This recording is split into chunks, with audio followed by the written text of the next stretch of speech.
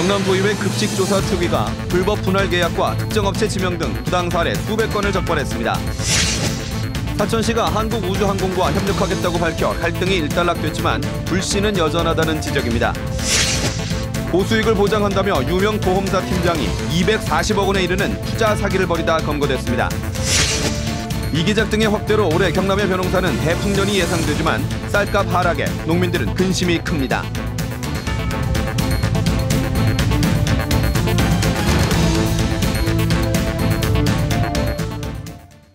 안녕하십니까. 이어서 경남 소식입니다. 학교 급식과 관련해 불법 분할 계약과 특정 업체 지명, 제재를 받은 부정업체와의 계약 등 학교 측의 부당 사례가 수백 건 이상 드러나고 있습니다. 경남도의회 학교급식조사 특별위원회가 분야별 사례를 공개하고 엄정 조치를 주문했습니다. 김대진 기자의 보도입니다. 급식조사특위가 활동 한 달여 만에 밝혀낸 부당 사례는 대부분 계약 관련 내용입니다.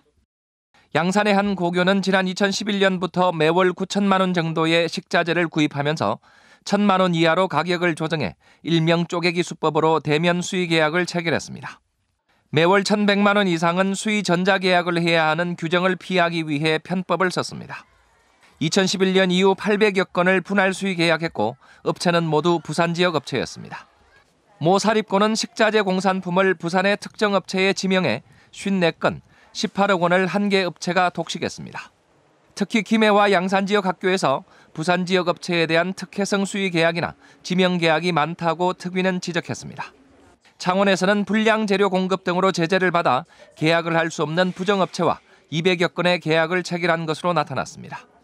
이 밖에도 타 광역시의 농산물 반입과 우유 공급자 선정 부적정 등이 지적됐습니다. 이에 대해 경남교육청은 대응이나 해명 자료를 내지 않고 있습니다. 급식조사특위는 다음 달부터 2달 동안 3개 현장조사반을 구성해 경남 지역 100여 개 학교를 돌며 현장 조사에 들어갈 예정입니다. KBS 뉴스 김대진입니다. 고수익을 보장한다며 투자금 240억 원을 받아 이른바 돌려막기를 한 전직 보험 설계사 윤모 씨가 경찰에 붙잡혔습니다. 범행 당시 윤 씨는 전국에서 손꼽히는 유명 보험 설계사여서 피해자들이 믿고 돈을 맡겼다 낭패를 보게 됐습니다. 박상현 기자의 보도입니다. 1,000만 원 되는 거를 과일 가게를 운영하는 40살 정모 씨는 올해 초 수억 원의 연봉을 받는 보험 설계사 48살 윤모 씨를 만났습니다. 윤 씨가 수익률 50%를 약속하며 투자를 권유하자 정 씨는 15년 동안 유지해온 보험을 해지해 7천만 원을 맡겼습니다. 주식을 하고 있고 슈퍼팀장들은 자기들만의 주식, 단타 그런 식으로 해가지고 돈을 번다고 얘기를 하더라고요. 하지만 반년이 지난 지금 투자금을 대부분 날릴 처지에 놓였습니다. 정 씨가 투자한 돈이 앞선 투자자들의 수익금을 대는 데 쓰였기 때문입니다. 고수익을 미끼로 투자금을 모아 이른바 돌려막기를 하고 있었던 겁니다. 손님 피해자들한테 이제 열심히 해서 갚으려고 했고 제가 열심히 해서 변증할 수 있을 거라고 생각했습니다. 지난 2013년부터 최근까지 윤 씨에게 투자한 사람은 모두 69명, 투자 금액은 240억 원에 이릅니다. 보통 은행 이율보다 훨씬 더 많은 이자를 준다든지 고수익을 보장할 경우에는 그것도 최단 단기간에 고수익 보장할 시에는 상당히 주의를 해야 되고. 범행 사실이 드러나면서 지난달 보험회사를 그만둔 윤 씨는 사기 혐의로 구속됐습니다. KBS 뉴스 박상현입니다. 우주탐사연구개발센터를 둘러싼 사천시와 카이의 갈등이 사천시의 유감 표명으로 일단락됐죠. 하지만 언제든 이번과 같은 갈등이 재발될 수 있어 우려를 낳고 있습니다. 최세진 기자가 보도합니다. 우주탐사연구개발센터가 진주에 유치된다는 소식에 카이와 업무 협조 중단을 선언했던 사천시. 이어 카이도 본사 이전을 검토하겠다며 반발했습니다.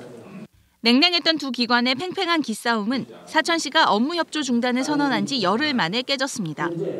사천시는 기자회견을 열어 그동안의 불협화음을 사과하고 카이와 동반 성장하겠다며 손을 내밀었습니다. 사천시의 이런 변화에는 우주탐사연구개발센터의 진주 유치가 무산됐기 때문이라는 추측이 나오고 있습니다. 사천시와 카이의 갈등이 불거지자 미래부가 우주탐사연구개발센터 사업 추진을 부인했기 때문입니다. 우주탐사연구개발센터는 현재 대전에 위치한 항공우주연구원의 분원 개념으로 항공산업의 메카를 지향하는 경남으로서는 반드시 유치해야 할 중요한 기관입니다. 하지만 이번 갈등으로 경남 유치마저 무산될 위기에 놓였습니다. 또한 우주탐사연구개발센터 추진이 재개된다면 언제든 이번과 같은 갈등이 다시 촉발될 수 있습니다. 진주나 사천이 공동으로 국가산단에 참여를 하고 있습니다. 따라서 이러한 우주탐사 R&D 센터처럼 우리 경남의 항공우주산업 발전을 위해서 기반을 좀 유치한다 하는 개념으로 접근을 해서 미래 먹거리인 항공우주산업, 경남이라는 큰 틀에서 지자체 간의 긴밀한 소통과 협력이 요구되고 있습니다. KBS 뉴스 최세진입니다. 가을이 깊어지면서 들녘에는 가을거지가 시작됐습니다. 올해는 날씨가 좋고 자연재해도 없어서 대풍년을 예감하고 있습니다. 보도에 김준원 기자입니다. 화창한 하늘 아래 황금 들녘이 끝없이 펼쳐졌습니다. 농부들은 금빛 물결을 헤치며 가을거지에 한창입니다. 콤바인이 요란한 소리를 내며 지나가며 쌀이 금세 한가만이 가득 찹니다. 올해는 벼가 예년보다 일찍 자라면서 추석에 맞춰 햅쌀을 내놓게 됐습니다.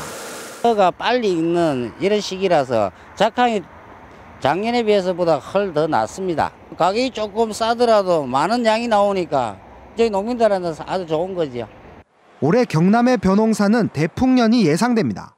벼의 평균 키는 77cm로 지난해보다 6.5cm가 크고 이삭스는 한 줄기에 17개로 3개 정도가 많습니다. 논 1제곱미터당 알곡수도 지난해보다 5천여 개 정도 증가해 올해 전체 수확량은 10% 이상 증가할 것으로 보입니다. 생육 중기 이후에 비가 적게 내려가지고 병해충 발생이 적었고 또 특히 햇빛 조임량이 많아서 녹말을 만드는 건데 올해 날씨가 좋았던 덕분에 창녕과 고성에서 도전하는 이기작도 성공적입니다. 9월 말까지 우리가 출수가 되면 수확이 가능하다고 봅니다. 앞으로 한 보름 정도 남았으니까 요거는 아마 조평배 같은 경우는 이작이 가능하지 않겠나 하는. 경상남도는 현재 10,000제곱미터 안팎인 이기작 면적을 확대할 계획이어서 경남의 쌀 생산량은 더욱 늘어날 전망입니다.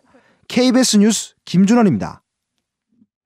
이렇게 벼 재배 농가마다 풍년을 맞았지만 정작 농민들은 근심이 가득합니다. 해마다 쌀 생산량은 늘고 있지만 소비량이 줄고 있어서 쌀가슴 최근 3년 들어 최저 수준입니다. 차주아 기자의 보도입니다. 고개 숙인 벼 사이사이로 농부들이 막바지 풀베기 작업에 한창입니다. 지난해에 이어 풍년이 예상되지만 정작 농부들의 표정은 어둡습니다. 추수를 앞두고도 쌀값이 뚝 떨어졌기 때문입니다. 풍년이 되면은 가격이 그만큼 내려간단 말입니다. 그러니까 풍년이 오히려 안 되는 게 좋아요. 지급을 벌릴 수가 없어서 어쩔 수 없이 농사를 짓는 겁니다. 올해 쌀 생산량은 대풍인 지난해에 이어 420만 톤이 예상됩니다. 벼 재배 면적은 지난해보다 2% 줄었지만 일조량이 높고 태풍 피해가 적었기 때문. 하지만 쌀값은 지난 5일 80kg당 15만 9,972원. 지난해 같은 기간보다 4.4% 하락해 최근 3년 들어 최저치입니다. 해마다 쌀 소비가 줄어 재고가 이미 포화 상태지만 생산량은 되려 늘고 있어서입니다. 실제로 지난해 1인당 쌀 소비량은 65.1kg으로 10년 동안 20% 이상 줄었습니다. 풍년으로 올해 쌀 생산량이 늘어난 가운데 정부 재고량도 대폭 늘어 5년 만에 100만 톤을 훌쩍 넘길 전망입니다. 정부 기준 가격보다 쌀값이 떨어지면 손실금을 보전받을 수 있지만 일부에 그치고 있습니다. 더 이상 쌀값이 떨어지는 걸 정부에서도 방치해서는 안 되고 정부에서 대책은 세워줘야죠. 수입으로 해서 계속 곡간을 채울 일이 아니고 실질적으로 비우는 역할. 대북 지원을 한다든지 해외 원조를 한다든지. 풍년을 맞고도 연이은 쌀값 하락에 농민들은 수확을 앞두고 발만 동동 굴리고 있습니다. KBS 뉴스 차주아입니다.